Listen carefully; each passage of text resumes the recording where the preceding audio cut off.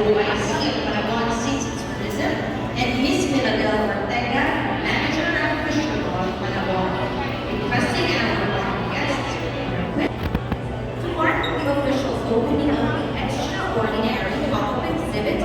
May we invite our distinguished guests to proceed with the ribbon cutting. On my cue, in 3, 2, 1. Thank you very much. Our officials will now have a quick tour of the exhibit led by Mr. Benjamin Idobe, OVP Knowledge Management Division. Alright, at dito makikita natin yung ating title of our exhibition, Extra Plus Ordinary, the Vice Presidents of the Philippines. So bakit nga ba Extra Plus Ordinary? Yes po. So, what we'd like to convey is that the Vice Presidents could be anyone. Someone ordinary like me, alright? Anyone, they come from different parts of the country, alright? And this extra is the effort they gave, their talents, their skills, to their term that made it unique. Alright? So, kilala ba natin ang ating mga vice-presidente? Alright? Vice Senior. Alright. So, it's Yellow. He's from Visayas. From Iloilo. Ito yung date when he was born in 1999. Alright? But something unique about this Vice President is that he is not only the third Vice President, he is also the seventh Vice President. So he had 2 terms, right? Vice President. And he is described as a provider, and he is known as the Rice Czar. Alright? From Iloilo. Yes. And we move here to our 4th Vice President. Carlos P. Garcia, also Yellow, so also from Visayas, from Bohol, or November 4th, described as AI as a rebuilder, right? But more importantly, he's known as the Bard from Bohol. Bakit kaya? Okay, so basahin natin and we will find out some trivia also about that. Okay? Sige, so let's proceed to our 5th Vice President. Dito po tayo kay Diosdado Macapagal. Ayan, si VP Dadong. He is known as a reformer, and yes, as you will see, there's also the 200 peso bill. So baka yung iba sa atin meron pa, no? Pero nabago na rin kasi yan. But he was also on the 200 peso bill. Okay? VP Diosdado Macapagal is known as the poor boy from Lubao. That's why we're saying, no, the Vice President's extra plus ordinary. Right? It could be anyone. He was a poor boy from Lubao, but then he gave that little extra into his service. Okay? So, join me dito sa ating 6th Vice President. Dito naman tayo kay Emmanuel N. Pelaez, color red, Mindanao. Very good. So, from Misamis Oriental, born and died. There's also a special coin here.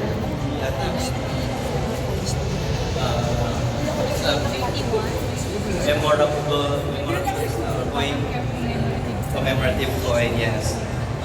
Ayan. Described by AI as strong will. Okay? But he is also known as the pillar of Mindanao. From Mindanao, yes. Noticing it. And of course, don't forget now, there are QR codes at the bottom which you can scan. So let's proceed here. Ito na ang ating 8th Vice President. Bakit 8? So galing tayo sa 6th. Okay, but now we're on the 8th. Because kanina, si VP Lopez was the 3rd and the 7th. So nandito na tayo sa 8th. Okay, color blue, he's from Luzon, from Manila. He is known as the selfless patriot and described as AI as principal. Ayan. So, yan si VP Salvador Doy Lauren. Okay, let's proceed. Our 9th Vice President, also from Manila.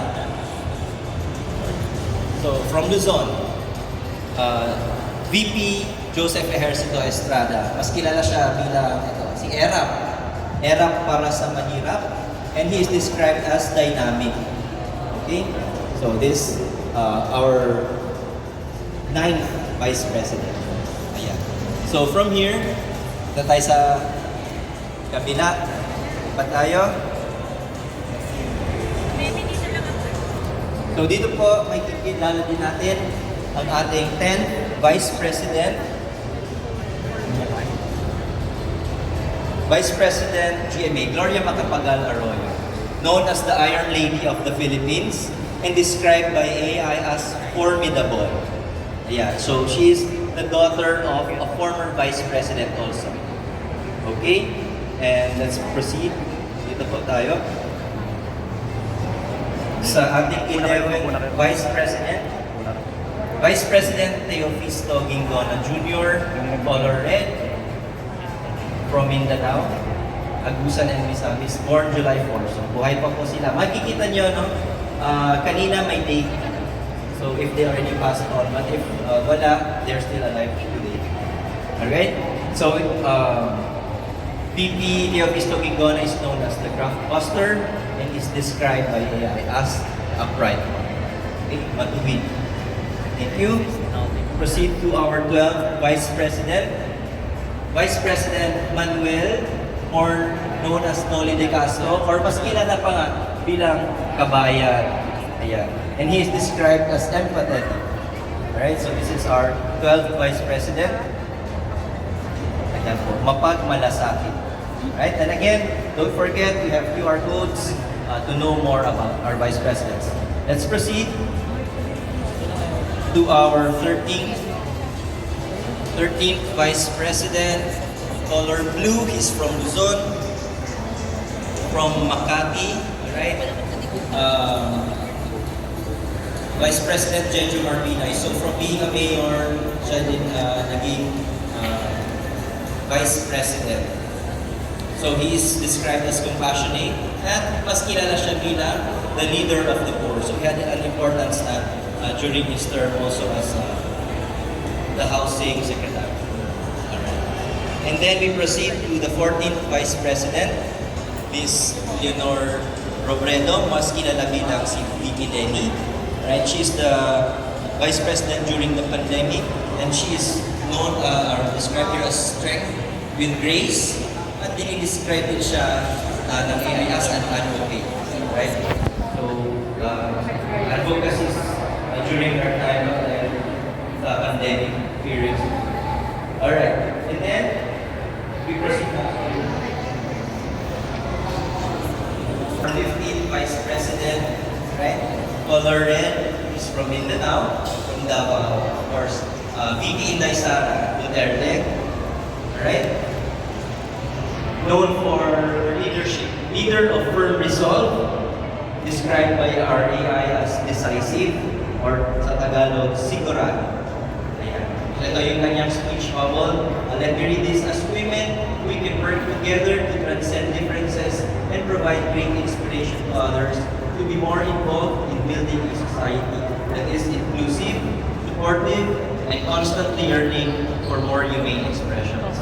So, ito na tayo, she is the Vice President to present, and we are here kasi this is the 90th, we are celebrating the 90th year of the Office of the Vice President. Saan natin may kita yan? Dito po sa gitna, meron tayo panels na na-skip natin. This is our timeline panel. So, nandito po ang simula from 1935, dito po, so, from 1935, ayan, kaya 2025, hindi po. Ito po 1935 to 44, ito po yung term, yung term ni President Manuel L. Quezon, where Vice President Sergio took office as VP. So, titingnan natin ito, 1935, yan yung simula nung may una tayong kinilalang Vice President. That's why until 2025, November, when they took office, both of them, si Manuel L. Quezon and Sergio Mena, right? is 90 years to 2025.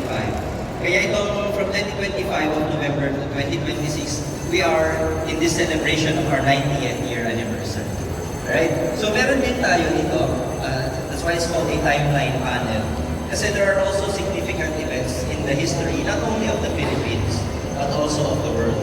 Right? So mababasa natin. World War begins, World War, First Korean War. So sunod-sunod na po yan. Hindi nyo napansin, no? Dito sa mga panel, wala yung term nila. So dito sa timeline panel, dito nyo makikita kailan sila naging Vice President. So nandyan yung year, 1946. And then meron kasi some terms, that's why there's an ending, an end year. And then, si Carlos, we will also note pala, no? That some Vice Presidents, they became Presidents. So we will be able to notice that. Like for example, VP Carlos P. Garcia, pagdating po natin dito sa karuntong na timeline panel, he's already here. 1957, President Carlos P. Garcia. Right? And then his Vice President was Diosdado Macapagal. Yes, ma'am. So here, we notice, yan, siya yung naging President na, at ang kanyang Vice President naman, si Emmanuel Pelares. And then you will see the year, no? When they were, when they took office. So, I'm sorry, dito pala yun. Kasama na pala yan, yung year, no? When they took office. And these are important events during their term. Alright? So, ayan, makita natin ulit si VP Lopez. It's the second time he became Vice President from there, and he's also here with President Marcos. But later on, sa presidency ni Ferdinand Marcos, during the martial law, he declared, he abolished also the office of the Vice President. So you will see for a time, from 1972 to 1986, there was no Vice President. So kasama siya sa 90 years, South Television? Yeah, in the kwento ng office of the Vice President. Yeah. Right, so, yeah, good question from you. So yes, so during this time, again, there was no Vice President. And then, dito tayo sa likod, ito yung continuation. 1986 to 1992, President Corazon Aquino had her Vice President, si Doy Laurel. Alright? And may kita natin, there are important events. Mount Pinatubo erupts. Ayan. Nakalimutan. And then 1992, President Fidel Ramos and his Vice President, Joseph Estrada. Right? And then, si Vice President Joseph Estrada, when he became President, ang Vice President niya si Gloria Macapagal, sa GMA. But later on, there was the EDSA People Power Revolution. And then he resigned. Sinaksid naman siya ni GMA. So she's here now as President Macapagal Arroyo. And we will see here si Vice President Teofisto Gingon. He's the only Vice President who was not elected. So he is Vice President through appointment. Okay? So lahat sila may dumaan na election niya, pero siya ay appointed by the President GMA then. Ayan. Facebook was launched in 2004. Ayan. And then 2004 to 2010, the second term of President GMA, ang na-elect during that time was Noli De Castro as her Vice President. And then, after that, si President Noynoy naman, Aquino, with Vice President Jojo Marbinay. So, filing of the West Philippines Coast. Okay. Next, kay VP Lenny Robredo. Right? The Marawi siege and COVID. Okay, so this is something that we also know really because this was the time na mayroong pandemic. So hindi lang yung Pilipinas but the entire world was affected. No? With President Rodrigo Roa Duterte, that was VP Lenny. And to present, 2022, to this day, VP Sara Duterte. So this is the post-pandemic, and then we will also see some important events in our history. Now, after here, actually, iikot tayo dito ulit. Pero, excuse me, to summarize, last 2 panels na po tayo. Alright? So meron tayo dito, map of the Philippines, of course. And with the Vice Presidents, kung saan sila nanggaling. Ito yung origins nila. Where they came from. So ito yung color coding kanina, yung blue, Luzon, yellow, from Visayas and red. Yes.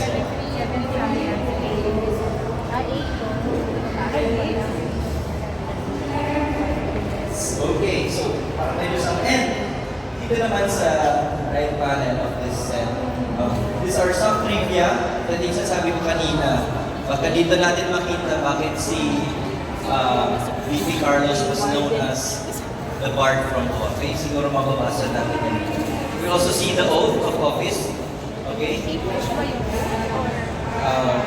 It depends on siguro. But I think it's normally read in English when these are Surprise yung intro na was born in jail. Dati namin, may nakakulong. Yung pala warden yung father mo. Ayan. So some trivia, no? Tama po. Okay. Alam niyo ba? Okay. Dito na tayo. Finally, we come to the end of this tour with a challenge. So dito po yung ating exit panel. Mababasa po natin dito. Sorry. Eyes here. Now it's your turn. Kayo naman. Okay, meron tayong call to action for everyone. For our mall goers, for everyone here. Sabi nga kasi, ordinary. It could be anyone, no? But there's a challenge for all of us. Okay? What can we do bilang citizen ng ating mahal na Pilipinas? So meron tayong mga speech bubble dito or mga, ano man tawag dito? Mga lines. Some advocacies that you can choose. Actually, pili po tayo, ma'am. Kasi magpipicture tayo. Kasi makikita niyo naman dito sa likod, the collage of our vice presidents with some landmarks of the places where they came from. Alright? So, makikita natin. Ngayon, Bohol, chocolate hills, Mount Apo. Ito siguro, Pampanga to. And Cebu, yes.